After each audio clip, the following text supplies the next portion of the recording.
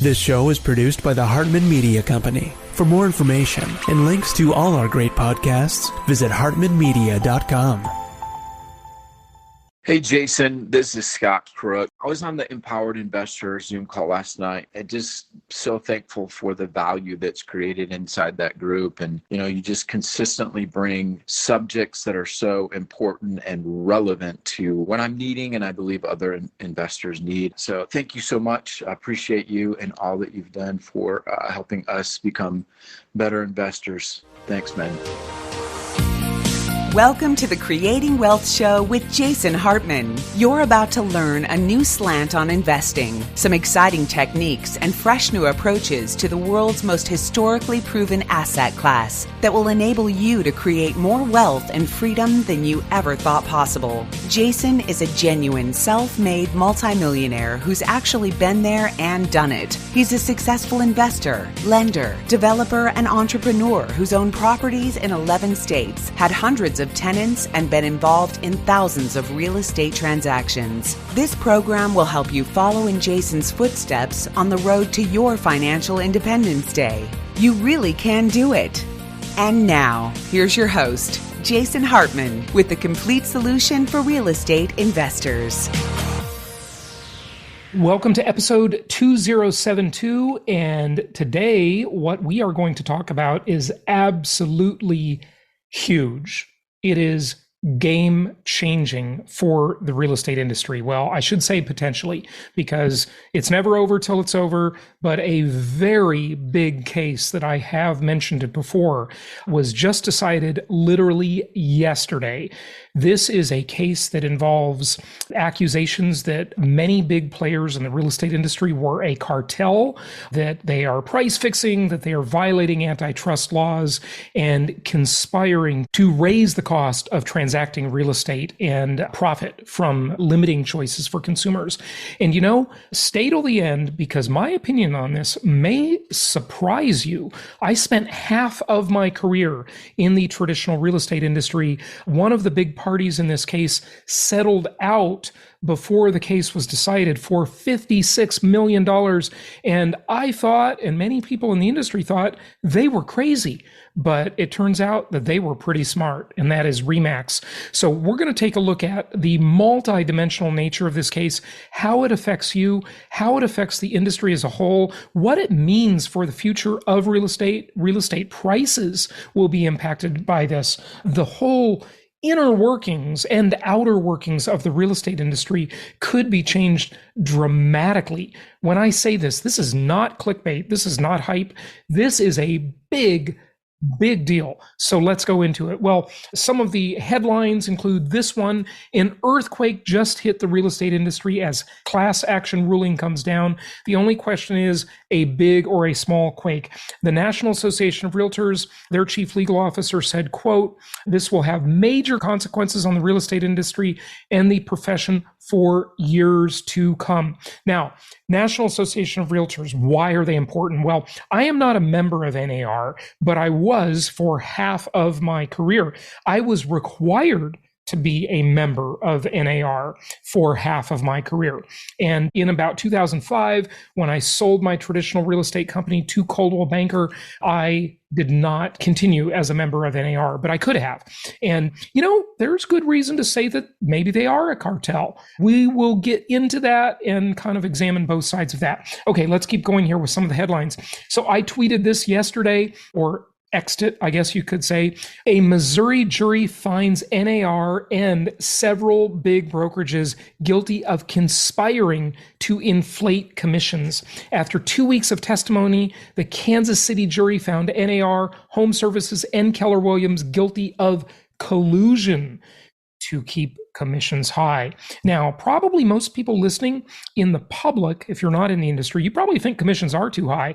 And I don't disagree with you. I think the commissions really are too high just because of the way the industry evolved. But I'm also going to tell you about why I think the commissions have to be high, because this industry is so dysfunctional. It's a dysfunctional industry. And I'm going to propose to you in this video some possible solutions for making it less dysfunctional. So this is other breaking news. Breaking new lawsuits filed against Compass, eXp World Holdings, Redfin, Weicker, United Real Estate, Howard Hanna, Douglas Elliman. We had the president of Douglas Elliman on the show before, and she talked about a lot of things that were going on in the industry during the COVID era. The suit names the National Association of Realtors as a defendant. So immediately after this verdict came down, a whole bunch of other lawsuits were filed, and there are going to be many more. I could easily see this in a few years at the Supreme Court of the United States, changing the real estate industry, possibly forever. The significance of this case cannot be understated. It is a very, very big deal.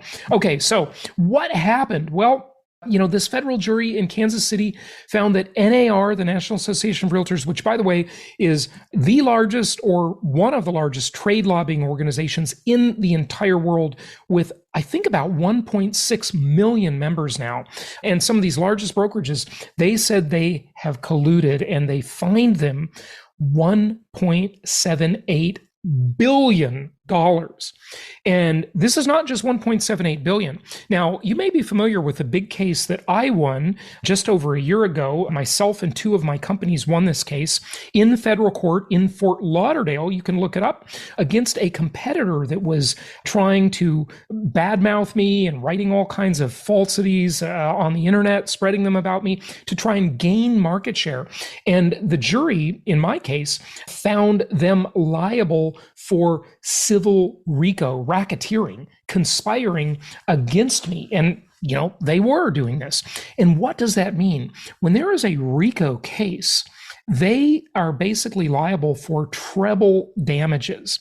And this case was not like that, but it's similar in the sense that because there are antitrust issues involved and anti-competitive issues involved, these damages are treble, just like my RICO case. So in my case, myself and two of my companies were awarded originally about $56 million. Not nearly as big as this NAR case, but I did an entire YouTube video on that, an entire podcast episode on that. So if you're interested in this fascinating case that happened to me, I litigated this case for 4 or 5 years. Check that out for more detail on that. But I have some pretty deep knowledge as to how this stuff works because I was involved in a somewhat similar case. There is one thing that could just massively disrupt the real estate industry, and it's not this case specifically, but it's what might come out of this case. And I'm going to tell you at the end, this could have huge financial impact on you, your real estate, your life. I mean, it's just such a big deal. But this case really is not a $1.8 billion case. It's over $5 billion because of this treble damages issue. Okay, so here is an interesting video from CNBC. Let's just listen to a couple clips of this.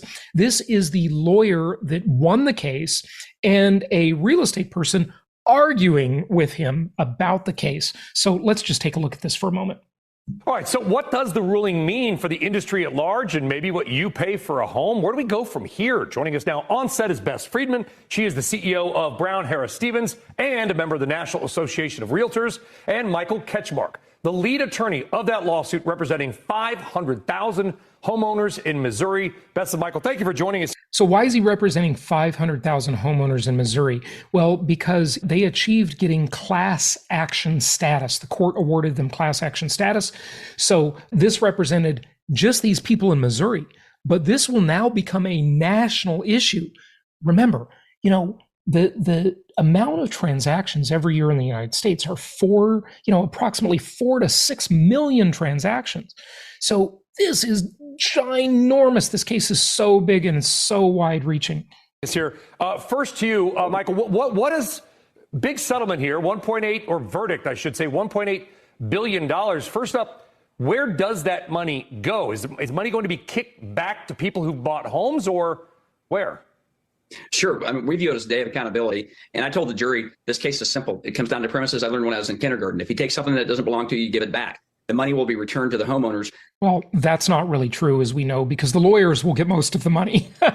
So, let's see how much the homeowners actually get. Maybe they'll get a free cell phone charger or a Starbucks gift card. That's the way this stuff really works in real life, sadly, because the legal system's a complete epic scam. But that's another discussion for another day.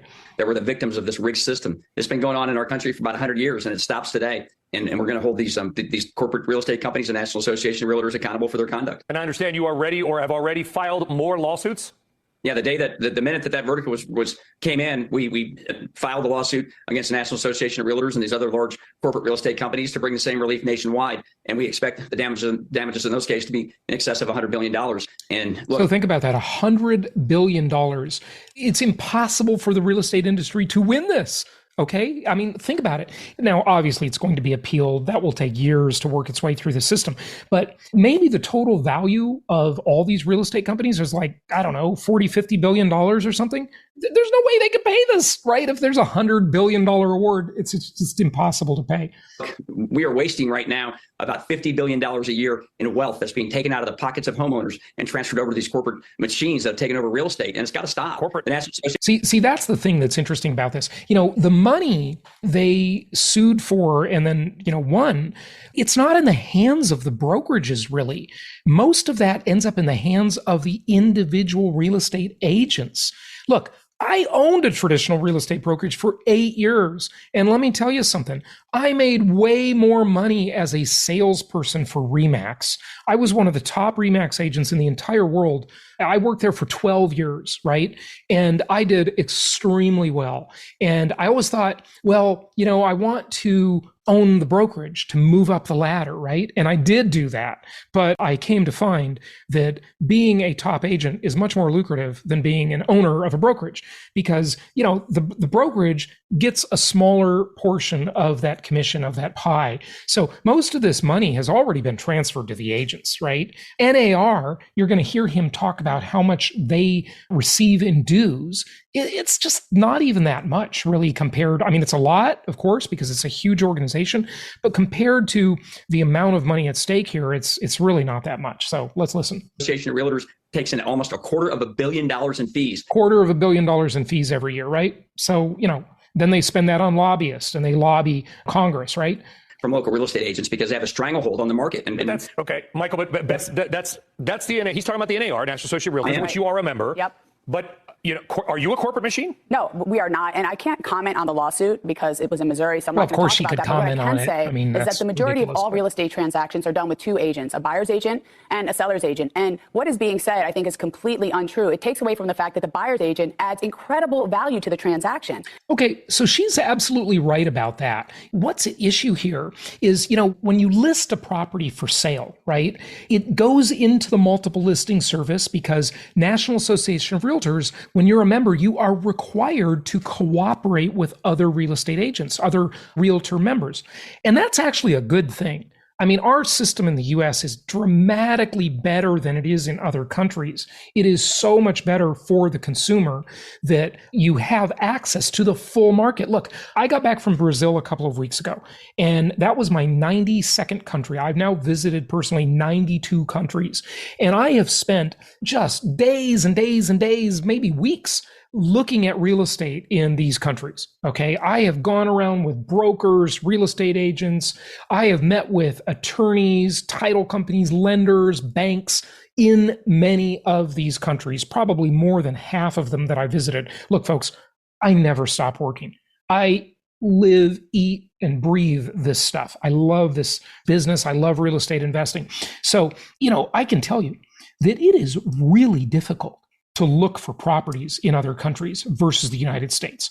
Because we evolved to have this multiple listing service and this cooperation, it is much better for the consumer, but it's not all good. There are some definite downsides because if you've done a real estate transaction that it goes something like this, right? You list your property. The realtors used to all try to charge 6%. That's come down over the years to maybe now they try to get 5%. Of course, it's not fixed by law. That's the basis of this whole discussion, this whole lawsuit. It is negotiable, but how negotiable is it really? Okay. I mean, I object to, them saying the realtors are a cartel because I have been to many real estate meetings and seminars and conferences, and I have never, ever in my very long career heard anybody say, we need to charge this much money, right? That's just never happened. In fact, anytime someone even broaches that subject, they always make the disclaimer, commissions are not fixed. We can't have this discussion about commissions, right? We can't even discuss it. And, it's just a very dangerous area to discuss. But somehow, I don't think they do that, right? Even though somehow, there seems to be this thing of like, if you can negotiate that the listing agent will take, 1.5%, for example, right? Instead of 3%, which they're trying to get, or maybe you get them down to 1%, right? Redfin is a discount brokerage. They're kind of pushing the pressure down on these commissions. Okay, great.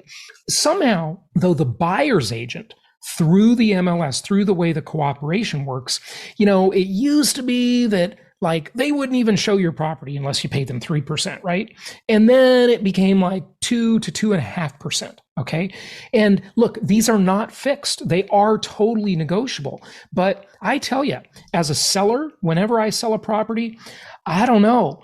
I personally, as a client of the industry, right, not as a person who holds a license and is in the business, I don't think I can get these buyer's agents to show my property unless I'm paying less than a competitive rate, right, which the other people are paying. So that's how I think it does, sort of like there's this like implicit thing that you've got to pay that much or your house is just going to get kind of blackballed, right? But compared to what? Right? What is it like in the other systems in other countries, right? There you go to one broker and they're going to show you the properties they have, and you're not even going to see another 90% of the market, which are the properties all the other brokers have. And you're going to just not be exposed to the market. So I do think our system is much better here. Now, what we might see is where listing agents go and list a property on a platform. And I think this is going to be a lot better for the platforms. I think yesterday, even though I'm going to show you the stock and how the stocks of various players in the industry reacted, whether it be Zillow, Redfin, et cetera, REMAX, et cetera, right? But what's interesting is this is a win, in my opinion, for the platforms. The big tech companies just made a fortune yesterday with this verdict, because now what can happen is people can go list their properties on Zillow, or, Redfin's considered a platform and their stock was hit hard. But I think this is actually probably a win for them ultimately. We'll see. It's very hard to know how this is going to play out, right? It's just too early to tell, TETT. But these platforms, now people can go put their property on them, and the consumers are going to go direct more often than not. They're going to go direct and they're going to go to Zillow, and they're going to see lots of properties now with no commission being offered to the buyer's agent or the buyer's broker. And now if someone wants help and they're buying a property, they're going to need to hire a buyer's broker directly and pay them directly. So, usually they can't afford to pay them, because that commission for the buyer's agent is sort of built into the price of the property, and the seller pays it. And that's the traditional way it's been for the last 100 years. Okay, fine. Well, now what happens? I'm going to talk to you at the end about the huge market disruptor. This is the thing that is the game changer. And I just want to say, I don't really have a dog in this race. I'm not in the traditional real estate industry. I don't think this affects my business in any hugely significant way. I don't know. It may. Maybe I'm wrong. Maybe it will. But it's kind of hard for me to see that at this point. But we will see. It's too early to tell. Let's keep listening. And so I think the narrative out there, the Wall Street Journal had an article where they referred to NAR as a cartel. It's ridiculous. And I think there's hardworking agents who are out there representing buyers every day. And this totally takes away from that. And I think it's unfortunate. It's the wrong narrative, because we work together. Yeah, and I am going to give her credit for that. I don't think NAR is a cartel. Listen, I'm not an NAR member. I don't even really like NAR very much. I think they're sort of like this stodgy, old-fashioned organization. And I don't like the fact that to, be in the real estate business, you basically are forced to become a member of NAR. It's like you have to join a union, to get a job. It's stupid. I much prefer a right to work state, right? I don't like these states where you have to join a union to get a job as an auto worker or a whatever, right? Why should you have to do that? I'm a free trade guy, libertarian thinker. I don't think NAR has ever told anybody to fix their commissions or anything like that. I'd like to see the evidence that was presented to this jury, because I have never seen that in all my years of doing this. Together. It's cooperation. You get the best price when everybody works together. And I'm sure right about there's that people too. that, obviously, you're selling a home, you'd like to pay as little as you could. I mean, everybody wants to pay as little as they can for everything across whatever the asset class is. That's for right. most people, including myself, I will never buy anything more expensive than my home. This is the most important and complex financial transaction that most of us will 100%. ever go through. That's right. And that's why, you have someone, if you're selling your home, you hire someone to represent you. They're your fiduciary. And also buyers want somebody to represent them, to talk to them about the pros and the cons, the neighborhood, their financing, everything. So you want to have two people. Yeah, see, a lot of this now, if buyers agents are basically out where like they can't be paid through the MLS and and I think it's going to put downward pressure on their commissions. And I also think it's going to lead to more business for attorneys to do real estate transactions and settlements. But the problem is the attorney doesn't know anything about the neighborhood or the house or the construction quality or anything like that. They just know how to do the paperwork. So that's not going to be good for people. That's not going to be good for the public. It's not going to be good for consumers. People, just like you would in a divorce, you want to have two people on the side of the transaction. Well, hopefully this is more of a marriage than a divorce. But it can be a divorce. So Michael, that's is what your the lawyer beef with says here. the NAR? Is it with the compensation structure? Do you think that, and we've talked before, that there shouldn't be a buyer's agent, or if they do, the buyer's agent should not be paid by the seller, because that may be the conflict, and maybe if you're a buyer, you actually pay your buyer's agent?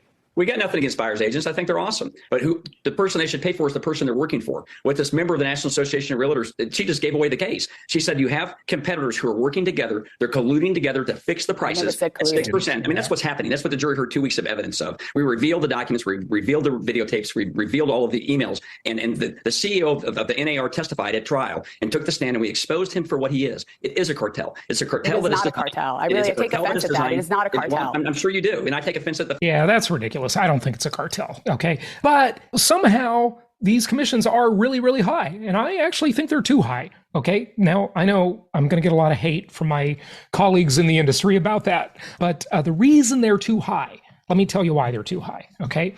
They have to be too high because the real estate industry, there are so many people in it. Think about it. We have 4 to 6 million transactions approximately every year. And we got 1.5 million, give or take, members of National Association of Realtors, right? And, there are more people with a license who aren't a member of the association. Understand that. But let's just look at the members of NAR, the people that are members of MLS services. They have lockbox keys. Those are the people selling houses, the vast majority, okay? So they've got, maybe 4 transactions per year each in order to split that up, to split up that pie. And this is the problem. There's so little barrier to entry to enter our business. And there are so many, and when I say our business, it's really not my business anymore. I'm not in the traditional real estate business. So again, I'm kind of detached from this whole thing, right? But since I spent half my career in it, I know a lot about it. They're competing for such a small pie that instead of practicing their trade, they have to spend all this time and money marketing to get business. And the stakes are so high because each commission is too high. You heard me say that. I think the commissions are too high, especially on high-end homes, right? Like, why should a real estate agent get $60,000 to $120,000 for transacting a $2 million deal? That is absurd. It's absurd. But who's paying for all those glossy brochures and those mailers and those websites and those Facebook ads and all of that stuff? That's where the money really goes. It goes to printers, big tech companies. That's where it all goes. Okay. Look, when I trained realtors, for many years, I trained realtors, and not just the ones in my own office where I owned a company, but I trained them, I would be a speaker just like I am now, but I train real estate industry people on how to be successful selling real estate. You know what I would say to them? I would say, for your first few years in the business, you need to plan to spend 50%, half of your income on marketing and advertising. And once you get established and you have momentum, you need to spend about 33% of your income on advertising. And I used to say to them, instead of having a goal as to how much money you want to make, don't put the cart before the horse. It's like standing in front of the empty fireplace and saying, give me heat, and then I'll put in some wood. Put in the wood first. And if your goal is to make $200,000, how are you going to spend $100,000? That's what I would say to them. Right? And this is dysfunctional. It should not be this way. They should not be spending all this money on marketing and all this time on marketing. That's mostly what the business has become. But this isn't just real estate that's like this. Most industries are like this. Your chiropractor, a lawyer, a dentist, you're spending all this time and effort on marketing to bring in new business so you can basically overcharge them. This is the way every industry is practically nowadays. I mean, have you watched TV lately and you see all the commercials for these drug companies? It's absurd, right? We live in this economy that is just dysfunctional in so many ways. The fact well, because listen, in Brooklyn for a long time there was no co-broking, and you know what that does? A disservice to the consumer. What you're saying is right really about offensive, that. and I take it is not a cartel. I'm just telling you, it is not a cartel. Can you answer this question for me? Yes. Why are the commissions in the United States 2 to 3 times higher than the rest of the industrial? Listen, okay, so that's an interesting point the attorney makes. Why are the transaction costs 2 to 3 times, it's not transaction cost, but the commission cost, the brokerage cost, 2 to 3 times higher in the United States than it is everywhere else in the world, right? And he's got a good point there. Now, the answer, and see, remember, you can't hear the dogs that don't bark. You can't evaluate what you don't see. And what you don't see is that around the world where they don't have a cooperative system like we do in the US, where they aren't using a multiple listing service, what you don't see is that people aren't getting as much choice. And it is hard, so hard to look for properties in these other markets around the world. The US system is way better. It's dramatically better. Having a cooperative system is a good thing, but we need to change it. And I think this lawsuit probably will change it to where the buyer's commission is paid by the buyer. And the buyer's agent is not going to work for a buyer anymore without getting a contract from the buyer and making sure that they're going to get paid. And guess what? The consumer is going to benefit from that because now they're going to dedicate a lot more effort. Now, when a buyer's agent is working with a client, they don't know that the buyer's really going to buy from them. The buyer might go off in some other direction, buy from somebody else. They'll sell you out in a minute. This is why you don't want to work with buyers if you're an agent, right? Because the buyers are so disloyal. That's one of the big things that has to happen. But the problem is that since the cost of the buyer's agent is built into the financing because it's paid by the seller, the whole lending business needs to change. I bet you're going to see changes in Fannie Mae, Freddie Mac, all the big players out there in the mortgage market where they're going to now have a provision where they're willing to finance in the buyer's commission. It's going to be interesting. All commissions are negotiable. You can negotiate them at any time. There's nothing written in stone. The jury heard videotape evidence that they negotiate from 6%, but they only go up. Yeah, that's not true either. Okay, so anyway, both sides are telling you a story there. Okay, so here's what happened with stock prices. Now, REMAX settled out of this case for $56 million a week or two ago. And I thought they overpaid, but they're looking like geniuses now, okay? Because look at REMAX. Their stock was not hit like everybody else's. Look at everybody else. Here's Redfin. Oh my God. I mean, when that verdict came out, their stock just went through the floor. But actually, I think Redfin's actually pretty well positioned because they're in essence a platform, okay? And they're a discount brokerage. So I think actually Redfin's going to pull through this pretty well. And their stock already did bounce back up today. Okay, so here's a story about here's why Zillow, Redfin, and other real estate stocks tanked after the jury ruling. Recent rulings could hurt the buyer agent business after fee conventions. Okay, but Zillow also, I think, is going to fare pretty well through this. Now, their business has to change quite a bit because what do they do now? They basically sell leads to agents, right? That's their big revenue stream. But because they're, in essence, a platform, and I argue that Redfin, in essence, is a platform too, I think the platform companies, the tech companies, are actually going to do pretty well through this. I think companies like Compass are going to suffer a lot. I think we could see EXP and the other companies that were now named in all those other lawsuits, they could suffer a lot, but we'll see. Here's Zillow. Zillow got really hurt, but I think Zillow ultimately is going to do pretty well. And remember, I'm going to tell you at the end the big disruptive thing. the big thing. It's coming. Okay, hang on a second. Here's CoStar. This is a player you probably don't hear much about. CoStar has always been a player in the commercial real estate industry, but they've been getting into residential. And Homes.com is now the second most trafficked residential marketplace in the United States. So CoStar is a beneficiary of this, right? And they're probably going to do really well. Okay, so we'll see. Now, let's talk about one of the biggest cartels in the world. Since we had a lawyer on and he gave his speech, I'm going to tell you, I have a lot of experience with the legal system. Okay, you know, I had that big lawsuit I won with his competitor. I had another big win just the other day. You know, you win some, you lose some, right? You know, my litigation side of my career has done pretty well for me, right? And, you know, this is usually competitive issues and competitors cheating us, and you know, we got to fight them. Look, I mean, my view of this is you have to spend money and time on these things, because if you allow someone to take advantage of you, you're basically allowing them to take advantage of all the people that come after you. So you got to fight the good fight, folks. And, you know, I've got the money to do that. I've got the knowledge and the experience to do that. And I just think it's important to contribute to the collective good by fighting the good fight and holding these bad apples accountable. And that's objective, not subjectively, right? But here, what's interesting, and I got this off of Daryl Davis's YouTube video, the American Bar Association, right? The attorneys, right on their website, they're essentially, I would say, price fixing. I mean, you read it yourself. They give an example of contingent fee arrangements, okay? And certainly this lawyer on the big case has got a contingency, right? But so many others do. And here's the example. In a contingent fee arrangement, the lawyer agrees to accept a fixed percentage, often 1/3 to 40%. Now, I will bet you, if anybody can find this, I'll bet you $100, okay?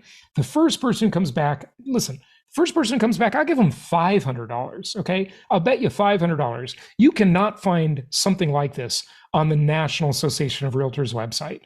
Find something like this on the NAR website that says, well, you got to pay 6% commission. Yeah, I mean, this is like ridiculous. But right here on the American Bar Association website, the example they use is often 1/3 to 40% of the recovery, which is the amount finally paid to the client if you win the case, right? That's what the lawyers get. Here is the New York State Bar Association. Same thing. The ordinary, I mean, this is even worse language. The ordinary percentage is 33%, but it can be less. Oh, you mean that's actually negotiable? It's not fixed by law? Look at these scummy attorneys that do this, right? This is their bar association. Why aren't they getting sued, right? In a contingent or sliding scale, as something like 50% of the first 10,000 recovered, and 33% of the next 40,000, and 20% of everything over $50,000, right? So, I mean, talk about a cartel. Let me tell you, having been through it, the legal industry, that is a cartel. Okay, let's go on here. So let's talk about antitrust laws for a moment. The Sherman Antitrust Act, okay? This is what, over 100 years old, I believe? You might remember this from school. Prohibits unreasonable restraints of trade, including price fixing, market division, and bid rigging. Violations, severe penalties, and prison time, okay? Now, folks, another area of the law that's got to change. Corporations need to be able to go to prison. If they have all the rights of individuals, look at the 14th Amendment, okay? If they have all the rights of people, then they should be able to go to prison just like people. Why aren't those corporate executives at another cartel, Goldman Sachs or Wall Street in general, why aren't they going to prison, right? You know, all they do is they get fined, they pay a fine as part of their business plan, and that fine is essentially paid by their shareholders and their stakeholders. You know, they're not paying it themselves. It's unbelievable, right? Okay, Federal Trade Commission Act bans unfair methods of competition and unfair deceptive acts or practices, right? All violations of the Sherman Act also violate the FTC Act, which allows the FTC to bring cases, right, themselves, right? And the Clayton Act, okay? So there you go. That's a little thing. I looked up the definition of a cartel on Investopedia. A cartel is a collusion of independent businesses or organizations that collude to manipulate the price of a product or service. I just don't think you can really say NAR is a cartel. I would love to be able to say that. I have no love for NAR at all, but I have never seen or heard anything about them trying to like fix commissions or even like allude to that. Okay, just never heard that. Okay, cartels are often competitors in the same industry, and they seek to reduce competition by controlling pricing agreements with one another. Tactics used by cartels are reduction of supply. So certainly the OPEC cartel, we're all familiar with this. They specifically say we're going to reduce production of oil so we can pump the price up, right? Price fixing, collusive bidding, and market carving. I don't know what market carving is. Got to look that one up. Okay, so anyway, you know about that. Understanding a cartel. It has less command over an industry than a monopoly, where a single group or company owns nearly all of the given products or services. Well, here, I think some of the most guilty players are the big tech companies. They are near monopolies. Okay, better than cartels, right? They have way, way too much power. Pros and cons. The pros of having a cartel provides monopoly-like power to its members. Savings for its members is achieved through economies of scale because, they control the supply chains, and they rig that too. They rig both ends of the spectrum. Products and services sold at higher margins to maximize profit, but they discourage new entrants into the market. Big tech, Wall Street. Why do you think all these big tech companies are saying, hey, we want to be regulated. Please regulate us. Mark Zuckerberg, right? That scumbag. Okay. He goes to Congress and says, I think we need to be regulated. And then Sam Altman, OpenAI, he goes to Congress and says, yeah, you need to regulate this. Always the market leaders want to be regulated because they can afford the cost of compliance, whereas the new entrants can't afford the cost of compliance. So they're essentially building a moat around their business, a monopoly, right? Absolutely disgusting and ridiculous. These people should be prosecuted for that. Okay, lack of competition leads to price fixing and lack of innovation. It impacts consumers as prices for products and services are higher. The real estate industry is a very dysfunctional industry. And what needs to happen, in my opinion, is the barrier to entry needs to be raised. It needs to be a higher barrier to entry. Governments could require more education. It could require people to just be better, to really comply with ethics. There could be more enforcement. All of these things could happen. But another more libertarian way to do it than that, because I'm more of a free market guy, I'm not super into government regulation, is actually to see commissions drop. And if commissions drop, just like having less welfare offered would lessen the interest of people coming over the border, right?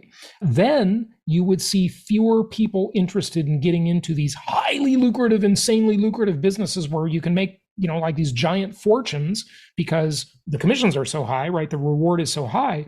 Then you'd have fewer agents in the industry, and they would spend less time and less money on marketing.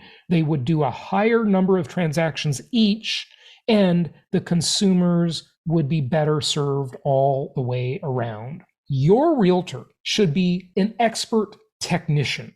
They should be good at their trade rather than good at marketing, right? That would be a more functional industry, and they would not be spending so much on marketing time and money. 1.5 million realtors, 4 to 6 million transactions. You see the problem there. Not enough transactions to go around. So I think this case will probably a similar case will head to the Supreme Court of the United States, the highest court in the land, and the buyer agent fees will have to be paid by the buyer, but the financing will change, so they'll be financed in. I think the US system with this cooperation is far better than other systems in other countries that don't have the cooperation, but obviously there are some flaws with it that I've already talked about. Now, here's the big disruptor, folks. This is the game changer. Okay, you ready? This is the game changer. What if companies like Lyft and Uber are able to get lockbox keys? See, the real stranglehold on the monopoly is access to the multiple listing service and having a lockbox key that allows you to enter houses, right? Obviously, we don't want everybody to have a lockbox key because that would be pretty scary for all these people to have access to your house, right? But what if people who were already vetted and background checked, like drivers for rideshare companies, had lockbox keys? You as a consumer, could simply go to Zillow or Redfin or Homes.com or whatever website, whatever platform, and you could see what properties are available. And you could then summon a car to take you to the property, where someone would escort you into the property, and they would have a lockbox key to access that property. That would be a hugely disruptive thing. It would be an absolute game changer. And what if you could just pay a buyer's agent by the hour? That would make the cost a lot lower, probably. And it would balance the concept, the dynamics of the market out. Because right now what you have is you have this sunk cost problem where a buyer's agent who is working with you as a buyer in the traditional real estate business has taken you out, driven you around, showed you so many homes. You have the incentive to keep using up their time, and they have the incentive to stop you from using up their time because they're going to get paid the same either way. And they just get tired. And then they think, maybe you're not going to buy from me. Maybe I'll just dedicate less effort to this. It would be better if buyer's agents were paid by the hour or paid by the showing or something like that. And there are some people trying to do this, but it really hasn't happened yet. But if rideshare companies get lockbox keys and you have access to the data directly as a consumer, that is an absolute tectonic shift in the tectonic plates of the industry. That would change everything. You'd still need to consult with someone because every house is so much different, and analyzing the seller's psychology and having someone else to follow up on the deal without appearing anxious, those are real benefits that brokers offer. It's complicated, like anything, and we'll see how this all plays out. I'll keep you informed on future episodes. If you need help with your investment properties, of course, go to jasonhartman.com. If you're listening on the podcast, make sure you check out the YouTube channel. If you're watching on YouTube or another video platform, make sure you check out the podcast, The Creating Wealth Show, and our other great podcasts. Just type Jason Hartman in any platform. And until next time, happy investing. Thank you so much for listening. Please be sure to subscribe so that you don't miss any episodes. Be sure to check out the show's specific website and our general website, hartmanmedia.com, for appropriate disclaimers and terms of service. Remember that guest opinions are their own, and if you require specific legal or tax advice or advice in any other specialized area, please consult an appropriate professional. And we also very much appreciate you reviewing the show. Please go to iTunes or Stitcher Radio or whatever platform you're using and write a review for the show. We would very much appreciate that. And be sure to make it official and subscribe so you do not miss any episodes. We look forward to seeing you on the next episode.